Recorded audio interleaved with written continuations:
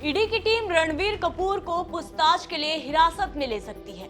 रणबीर को 5 अक्टूबर को रायपुर ईडी कार्यालय में पेश होना था, लेकिन वे नहीं आए।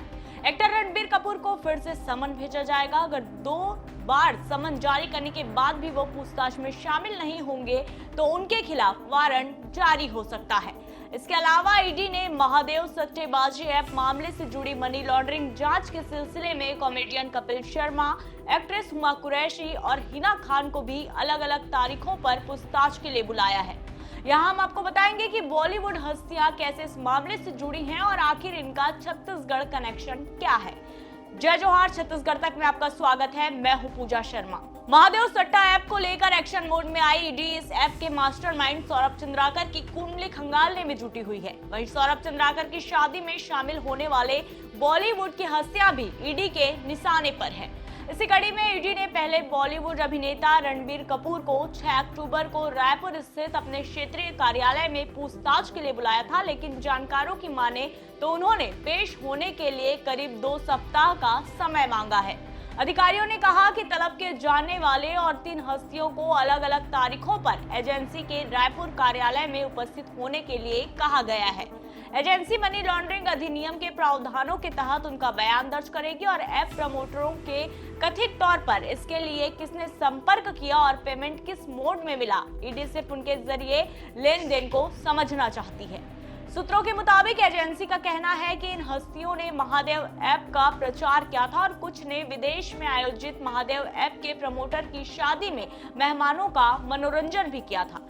रणबीर कपूर को पेश होने के लिए कहने के बाद ईडी के वकील सौरभ पांडे के मुताबिक मामले में लगभग 14 से 15 अन्य हस्तियां ईडी के जांच के दायरे में हैं और उन्हें भी जल्द ही तलब किया जाएगा। अब बात करते हैं इनके छत्तीसगढ़ कनेक्शन के बारे में। दरअसल कंपनी के प्रमोटर सौरभ चंद्राकर और रवि उपल छत्तीसगढ़ के भिलाई से हैं और महादेव ऐप के प्रमुख सरगना हैं। छत्तीसगढ़ के रहने वाले सौरभ चंद्राकर और रवि उपल मनी लॉन्ड्रिंग केस में वांटेड हैं। ईडी के सूत्रों की माने तो चंद्राकर ने 18 सितंबर 2022 को दुबई के एक 7 स्टार होटल में पार्टी दी थी। इस पार्टी में कुछ बॉलीवुड सेलेब्स भी शामिल हुए थे, जिसके लिए उन्होंने 40 करोड़ रुपए चार्ज किए थे। वहीं इस साल फरवरी में सौरभ ने अपने परिवार वालों को नागपुर से प्राइवेट जेट्स के जरिए दुबई बुलाया था। वहीं सौरभ की शादी में Bollywood celebs, wedding planners, dancers और डेकोरेटर्स भी मुंबई से दुबई पहुंचे थे।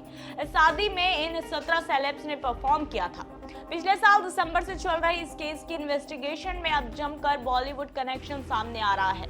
अधिकारियों ने कहा है कि ईडी की जांच से पता चला है कि महादेव ऑनलाइन बुक ऐप संयुक्त अरब अमीरात के एक केंद्रीय प्रधान कार्यालय से चलाया जाता है। एजेंसी ने कहा था कि यह अपने ज्ञात सहयोगियों को 30% लाभ देता है। इसमें कहा गया था कि सट्टेबाजी की आय को विदेशी खाता में भेजने के लिए बड़े पैमाने पर हवाला ऑपरेशन किए जाते हैं। इसके अलावा नए यूजर्स और फ्रेंचाइजी चाहने वालों को आकर्षित करने के लिए सट्टेबाजी वेबसाइटों के विज्ञापन के लिए भारत में नकद में भी भारी खर्च किया गया है। ये जानकारी दिल्ली से हम तक पहुंचाई हमारे सहयोगी मुनीश पांडे ने। इस रिपोर्ट में फिलहाल इतना ही। छत्तीसगढ़ की ऐसी ही खबरें अब आपको व्हाट्सएप पर भी मिलेंगी। ऐसी खबरों को पढ़ने और देखने के लिए डिस्क्रिप्शन बॉक्स में दिए गए लिंक पर क्लिक करें। जय जोहार, नमस्कार।